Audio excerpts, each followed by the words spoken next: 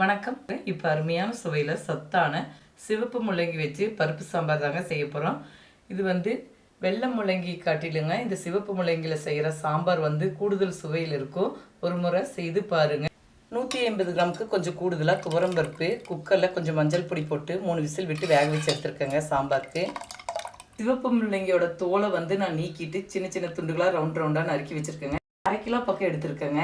தாளிச்சு விடுறதுக்குங்க கொஞ்சமாக எண்ணெய் விட்டுக்கிறேங்க. 1/2 டீஸ்பூன் கடுகு, கூடவே 1/2 டீஸ்பூன் உளுந்து, 15லிருந்து 20 வரைக்கும் சின்ன வெங்காயம், இது கூடவே சிறிதளவு கருவேப்பிலை.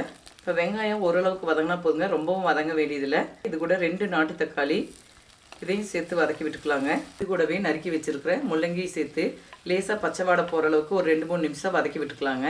3 டீஸ்பூன் குமிஞ்ச மாதிரி சாம்பார் பொடி, இது கூடவே 1/2 டீஸ்பூன் பெருங்காயத்தூள், தேவையான அளவுக்கு உப்பு, அவங்கவுங்க காரத்துக்கு தகுந்த அளவு சாம்பார் பொடி சேர்த்துக்கலாங்க. காய் வேக வைக்கிறேங்க.